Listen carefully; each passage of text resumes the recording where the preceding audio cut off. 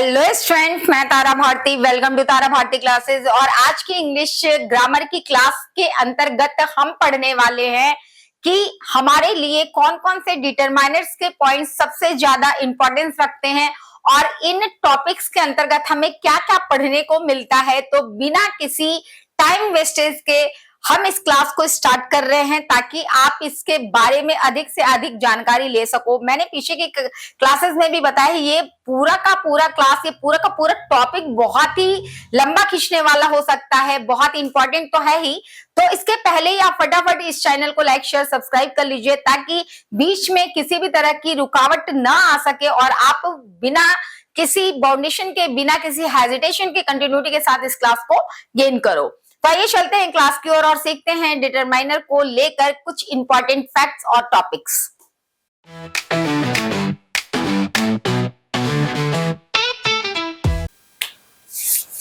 जैसा कि हमने पीछे की क्लास में ये चीज देखी थी कि अगर हम बात करते हैं डिटरमाइनर की तो इसमें एडजेक्टिव को लेकर कुछ सिमिलरिटीज होती है और वो सिमिलरिटीज ये है कि इन दोनों की ही खासियत होती है, ये नाउन और प्रोनाउन की विशेषता बताते हैं।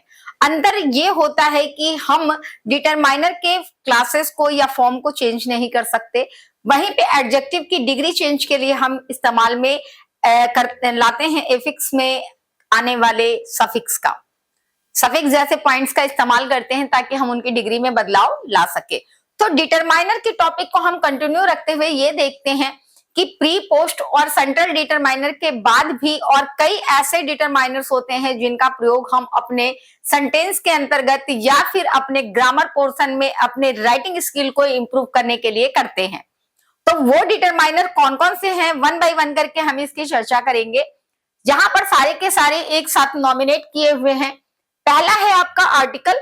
आर्टिकल के अंतर्गत आपने डिफिनिट और इनडिफिनिट आर्टिकल के बारे में पढ़ा होगा, जिसको कि ए, एन और द के नाम से जाना जाता है, जिसकी स्टडी क्लास स्टैंडर्ड 1 से स्टार्ट करवा दी जाती है ताकि बच्चे ये समझ सके कि हम किनके आगे ए और किसके आगे एन का प्रयोग करते हैं या फिर हम किनके साथ द का प्रयोग करते हैं और क्यों करते हैं। इनके यूजेस हम आगे के क्लासेस में देखते चलेंगे।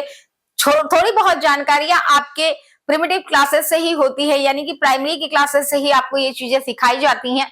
नेक्स्ट कंडीशन है आपके पोसेसिव एडजेक्टिव का। पोसेसिव एडजेक्टिव जो होता है वो आपका किसी के साथ संबंध बताने के लिए होता है। ये हमेशा पोसेसिव फॉर्म में होता है जिसका आपके साथ संबंध स्थापित किया जाता है, यानी वह शब्द जिसका संबंध संज्ञा या सर्वनाम के साथ स्थापित किया जाए उसे पोसेसिव एडजेक्टिव के नाम से जाना जाता है। और ऐसे कंडीशन में माई, ब्रदर या फिर योर, आवर का प्रयोग किया जाता है। ये सारे जितने भी वर्ड हैं, माई, योर, आवर्स, अस, ये सारे के सारे आपके पोसेसिव एडजेक्टिव के अंतर्गत आते हैं। नेक्स्ट कंडीशन है आपके डिमॉन्स्ट्रेटिव एडजेक्टिव का।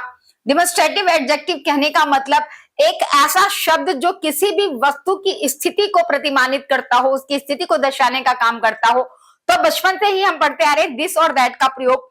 अगर कोई भी वस्तु हमारे नजदीक रखी है तो हम उसके लिए दिस का प्रयोग करते हैं, और कोई भी वस्तु अगर दूर रखी है तो उसके लिए हम दैट का प्रयोग करते हैं। लेकिन दिस और दैट दोनों ही सिंगुलर के लिए इस्तेमाल किया जाता है। वहीं पे दिस का प्लूरल फॉर्म होता है दिश और दैट का प्लूरल फॉर्म होता है दोज, जो कि हम स्थिति बताने के लिए ही करते हैं। बस अंतर इतना होता है कि इनका प्रयोग हम प्लूरल के साथ करते हैं। अगली कंडीशन है आपकी, यानी कि चौथा हिस्सा जो है, जो कि आपके लिए इंपॉर्टेंट है, वो है adjective of number and quantity.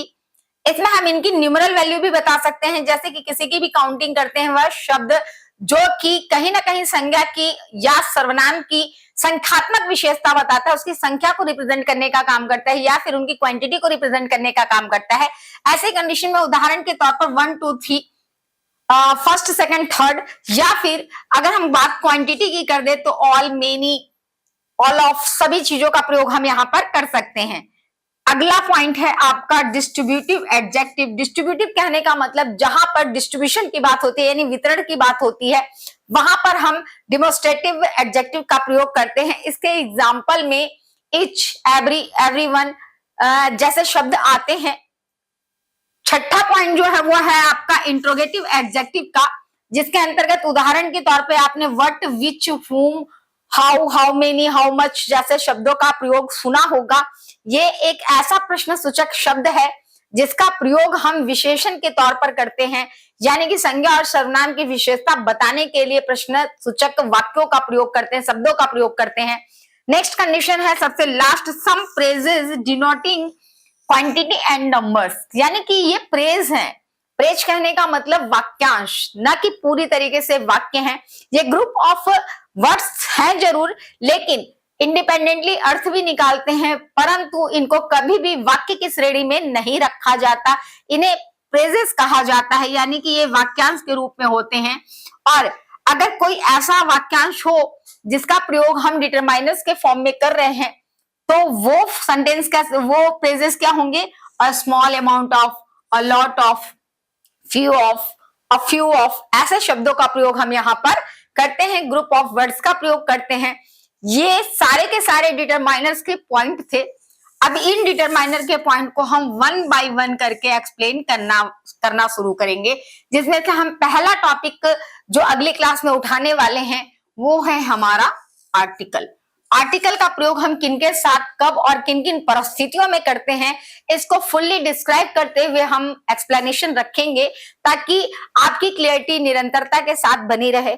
अब यहाँ पर थोड़ी सी बातें कर लेना बहुत आवश्यक है।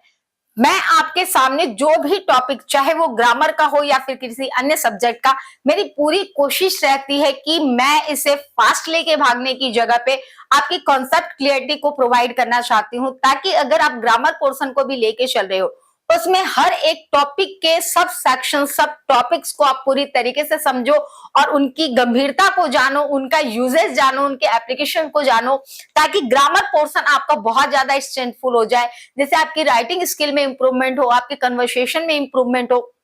तो आशा है इस तरह के क्लासेस से आपको ढेरों फायदे मिल रहे होंगे। और अगर आप ऐसे ही ढेरों फायदे चाहते हो, ताकि आपको ग्रामर से लेकर, चाहे वो इंग्लिश ग्रामर हो, हिंदी ग्रामर हो, अदर सब्जेक्ट हो, इससे आपके बेनिफिट मिलते रहें, तो आप इस चैनल को लाइक, शेयर, सब्सक्राइब करना मत भूलिए और फटाफट कर लीजिए। साथ ही आज की क्लास यहीं पे समाप्त होती है। आपकी टीचर, आपकी मेंटोर तारा भारती। धन्यवाद।